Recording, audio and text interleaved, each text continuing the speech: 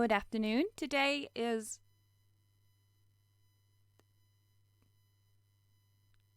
Thursday. Yeah. Genuinely forgot what day it was. But I have put a little bit more effort in today. I genuinely wanted you to see me. Okay, it wasn't even at my worst, but it wasn't great. Yesterday was an average lockdown look. Today is still minimal effort, if I'm being honest. I've brushed my hair and put a bit of lip gloss on. And that's me, like, top tier during a pandemic. But yeah, so today's been a good day, which I'll go into after the story. And there's quite a lot I want to talk about with my writing process today. I'm also sorry if I'm too quiet today. I rewatched that video yesterday and the sound quality was far too sensitive, and I'm really sorry about that. So I am hoping that you will excuse the grey roots as I tried to dry shampoo my hair and I've made it a million times worse. But also, yeah, excuse it if it's too quiet. Sorry about that. So today, the prompt of the story was share, and this led me to do 3 things which I'm really happy about. I really wanted to write about the GameStop shares because if I am writing an anthology based on the theme of lockdown, there's no way I could have the word prompt share and not do the biggest news in game culture this week. Like, that'd just be ridiculous. I'd have to do it. But I didn't know what was going on. I didn't really know the story. I just knew that some people on Reddit had bought out shares, which, because the hedge holders were manipulating the situation to make them go low so they could buy them out again. Don't really fully understand the situation, but I knew very corrupt, dodgy stuff was going on, and it's beautiful to see this happening. So it made me do, so I had to research it in more detail to understand what was going on. But in the end, I actually didn't really use that. I ended up halfway through writing the first draft, realising that there was a very mixed message that I was writing. And I decided to write something that wasn't within my own thought process or beliefs. So the last 3 stories have been very about me. And they're very drawn from my own feelings or from the day or from the mood. So I challenged myself to write from the more propaganda perspective of these very innocent, absolutely within their right to buy shares, especially if it's punishing these dodgy hedge funders, and I loved that. But I wanted to write from this perspective that, they were in the wrong, which is something that the media must be trying to perpetuate at some point, because they are trying to make it illegal that they're or at least stop the single average individual from doing these shares, because one of the main websites, Robinhood, stopped individuals from buying shares, so to save the businesses and corporations or whatever. I don't know, it's stupid and it sounds absolutely corrupt and awful, but I wanted to write from that perspective, which was very hard for me. And another thing I did was write 4 drafts. The last 3 days I've pushed myself to write something, even if I haven't been in the mood or I've been too busy. But because it was the 4th day, I wanted to write 4 drafts. And if I'm interested to see how much a story improves with every draft. So every day I'm going to try and write that many drafts. So tomorrow write 5 on the 5th. Ideally, it'd be very interesting to see on the 28th what it looks like on 28 drafts, because I have to admit, I don't think I've ever written 28 drafts of anything. So that would be interesting. So on Patreon, for absolutely free, I will still upload this, but I will upload the first and final draft, and I will keep doing that for the rest of the day, for the rest of the month, if you're interested in seeing that evolution. But I will only read out the final one. So here's today. for share. Let's just get it up, shall we? Let's just get it up. If you haven't been able to tell, guys, I've been in a fairly good mood today, which is lovely. We love to see it. We love to see it. So, fourth draft, share. Inside a darkened, windowless room, surrounded by clutter and heavy with stale odours, there was a small, illuminated screen of a computer monitor that glowed through the thick air.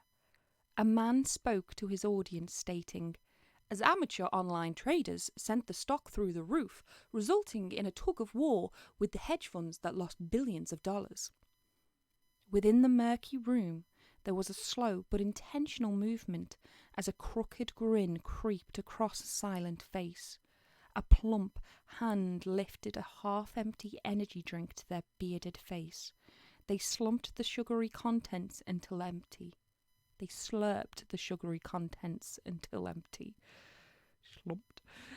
Inhaling the hot air with satisfaction, placed the now empty can back on the already cluttered desk, their attention now focused on the mouse of the computer, pushing it to move the on-screen cursor to another tab, robinhood.com. The numbers had risen again. More money had been made. More money had been stolen. It wouldn't be long until they were stopped, saving the livelihoods of hard-working success stories, if it was not too late already. They sat there, eyes twinkling behind their steamed glasses, praying for maximum damage to be inflicted upon the innocent, while simultaneously reaping maximum profit for their own personal needs. The heavy breathing already escaping their lungs intensified as they moved to another site to brag over their achievements. On Reddit they would listen. They would praise their own actions and laugh at the fallen victims. Within 1 week they had ruined everything. 70 billion lost. Even God rested on the seventh day. So that's my story. That's my story. And there's a couple of very intentional things that I wrote there. Obviously, I've written a very stereotypical, almost Make Love Not Warcraft-esque character of a stereotypical nerd. And obviously, I'm not saying that every nerd is overweight drinking energy drinks in a darkened room. That is my life, but I'm not bearded, okay? And I don't always wear glasses, so not all geeks. But yeah, so I wrote that more because, once again, that's the stereotype. It's also intentionally neutrally gendered. I usually, obviously, in every story, there is a person, usually, and it does involve a gendered person.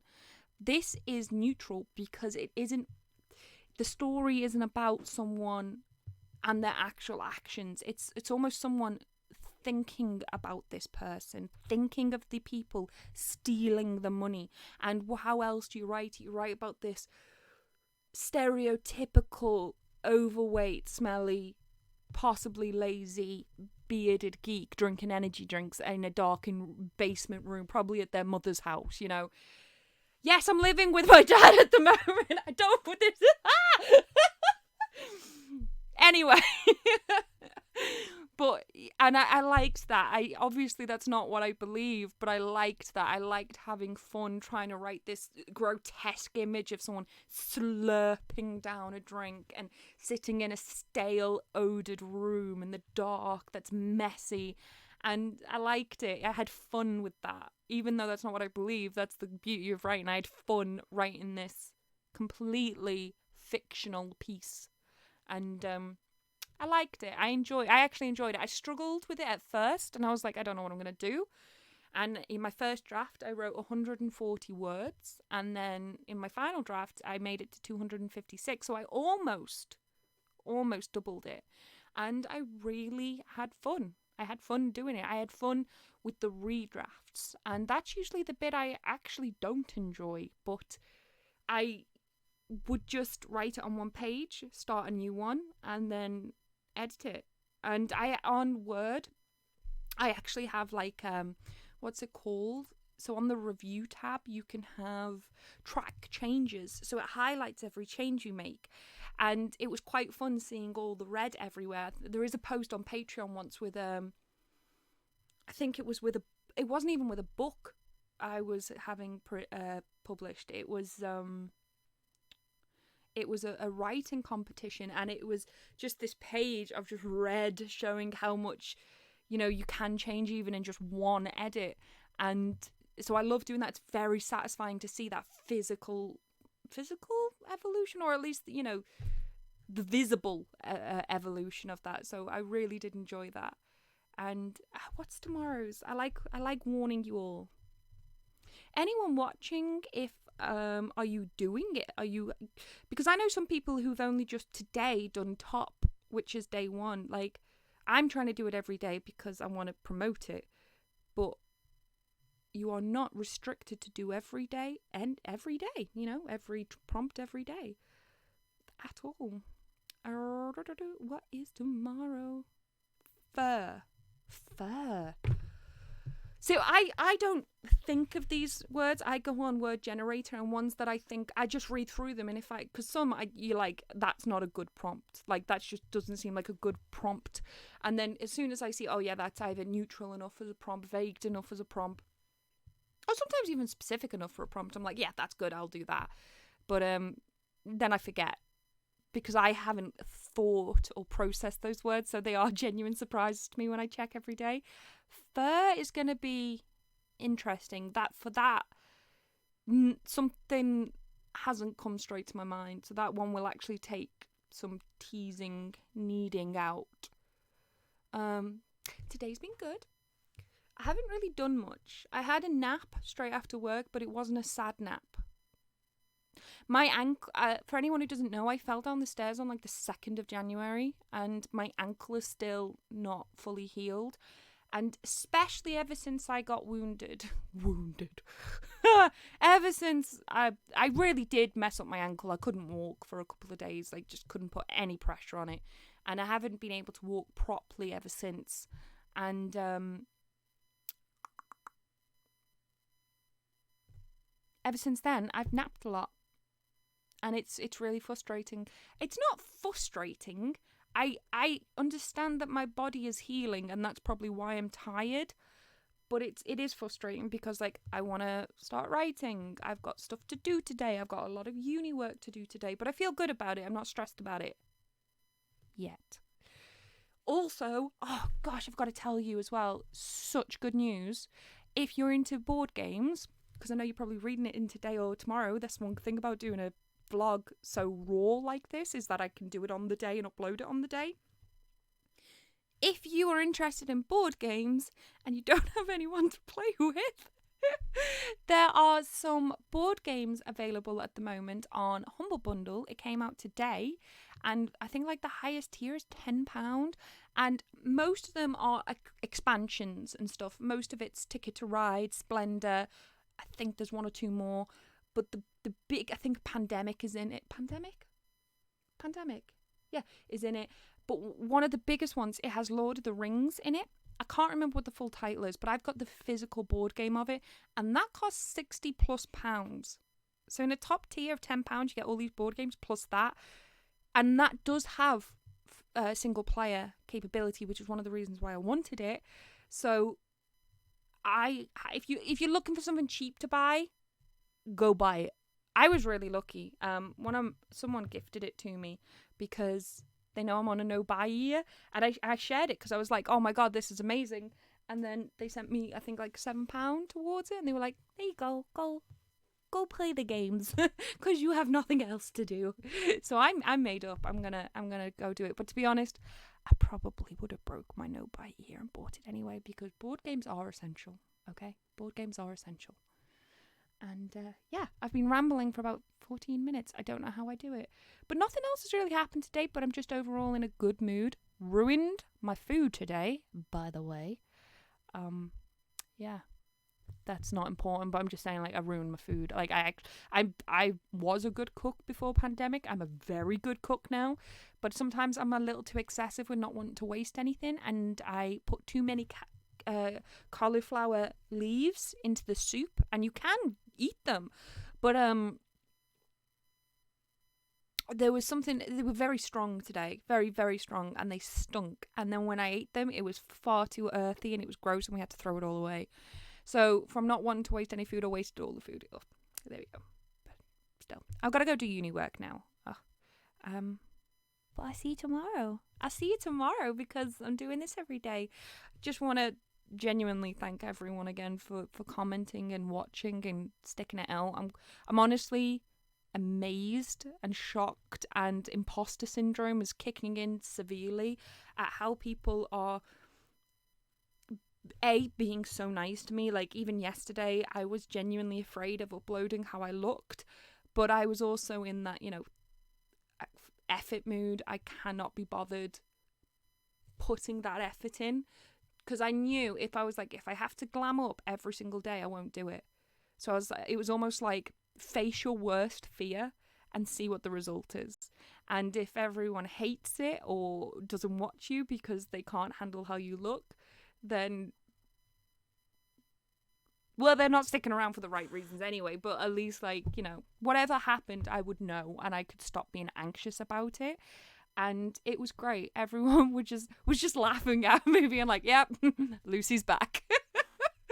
But yeah, so thank you for that. Thank you for commenting. Thank you for being my friend. Thank you for watching. Thank you for the feedback on the stories. I'm glad you're enjoying them. I'd love to see your stories if you're writing any, even if you have an idea for like a prompt I say, and you're like, oh, that makes me think of this. Like, I just love seeing that creative energy. I love seeing that creative process. I'm fascinated by it. That's why, I'm going into a little, maybe too much detail with you, like saying, oh, I'm doing all these drafts and I'm doing this and I'm doing that and this is the word count. Like, that's the kind of stuff I enjoy. So I'm sorry if you don't.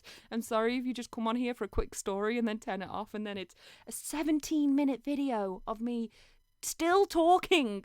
I'm going to go. Thank you so much for watching, and I'll see you tomorrow. Bye.